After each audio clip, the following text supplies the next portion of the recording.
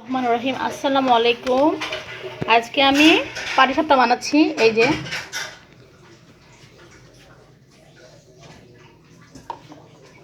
আমি পাটিসাপটা আজকে বানাচ্ছি।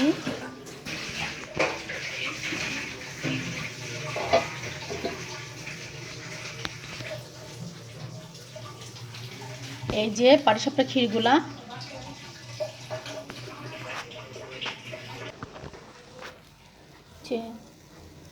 এই যে আমি বানাচ্ছি। হ্যাঁ, এভাবে দেখুন।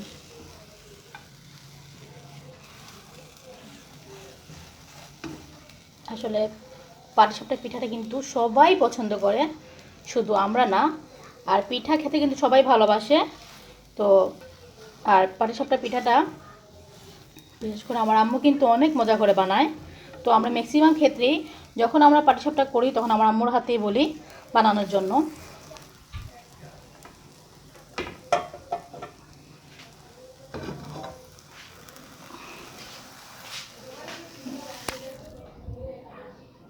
চলো করে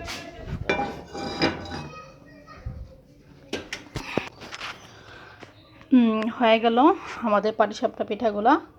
এই যে আমি নিয়ে আসলাম। আসলে পাটিসাপটা পিঠা অনেকে কিন্তু অনেক রকমভাবে করে।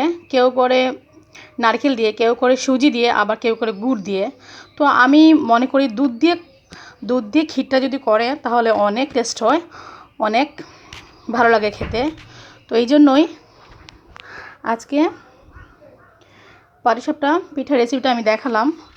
তো আগামীতে যদি আরও ভালো কোনো কিছু করে থাকি অবশ্যই আমি ভিডিও করে সেটা শেয়ার করব। আমার চ্যানেলটা যদি আপনাদের ভালো লেগে থাকে অবশ্যই আপনারা লাইক করবেন, শেয়ার করবেন এবং সাবস্ক্রাইব করবেন। ঠিক আছে, আজকের মতো এখানেই তাহলে আমরা রাখি। আপনারা ভালো থাকুন, সুস্থ থাকুন, আর বিশেষ করে আপনার ঘরে থাকবেন, ভালো থাকবেন এবং আমাদের জন্য দোয়া করবেন। আমরাও আপনার জন্য দোয়া করব। ঠিক আছে, আল্লাহ হাফেজ, আসসালামু আলাইকুম।